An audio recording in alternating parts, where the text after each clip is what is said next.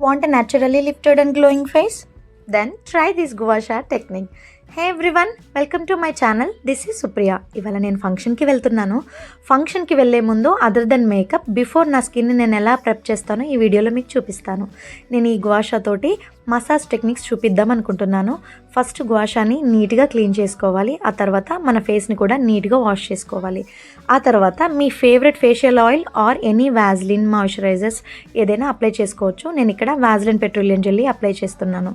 So cheek bones, jaw line and neck మజిల్స్ని నేను massage చేద్దాం అనుకుంటున్నాను. రిమెంబర్ వన్ థింగ్, చాలా జెంటిల్గానే మీరు ప్రెషర్ అప్లై చేయాలి. అప్వర్డ్స్ అండ్ డౌన్వర్డ్స్ డైరెక్షన్లో చేయాలి.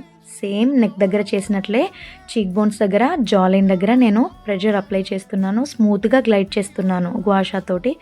సేమ్ ఫోర్ హెడ్ ఇంకా ఐబ్రోస్ పైన, అండర్ ఐస్ కింద కూడా మనం స్మూత్గా గ్లైడ్ చేస్తూ ఉండాలి. రిమెంబర్ వన్ థింగ్, డౌన్వర్డ్స్ మాత్రమే కిందకి గ్లైడ్ చేస్తూ ఉండాలి. You can clearly see the difference. Right side face కొంచెం లిఫ్టెడ్గా ఉంది, లెఫ్ట్ సైడ్ కొంచెం ఇంకా పఫీగా ఉంది. నేను జూమ్ చేసి కూడా చూపిస్తున్నాను చూడండి. మసాజ్ చేసిన వైపు ఫేస్ కొంచెం లిఫ్టెడ్గా ఉంది. ఇలా రెగ్యులర్గా మనం ఫేషియల్ మసాజెస్ అనేవి చేసుకోవడం వల్ల ఇది ఫేస్లో ఉండే పఫీనెస్ని క్లియర్ చేస్తుంది, బ్లడ్ సర్క్యులేషన్ని ఇంప్రూవ్ చేస్తుంది, ఫేషియల్ మజిల్స్ని చాలా రిలాక్స్ చేస్తుంది. సో రైట్ సైడ్ ఎలా చేసామో లెఫ్ట్ సైడ్ కూడా సేమ్ ప్రొసీజర్ ఫాలో అవ్వాలి. రిమెంబర్ వన్ థింగ్, చాలా జెంటిల్గా మాత్రమే చేయాలి.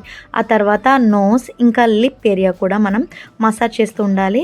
లిప్స్ని హ్యాండ్స్ తోటి మసాజ్ చేయాలి. ఇలా టూల్ యూస్ చేయకూడదు, ఇది వేడిగా ఉంటుంది, నవ్వద్దు. బట్ లిప్స్ని కూడా మసాజ్ చేయాలి. ఆ తర్వాత మీ హ్యాండ్స్ తోటి ఫేషియల్ మజిల్స్ అన్నిటిని ఇలా స్మూత్గా గ్లైడ్ చేస్తూ ఉండాలి.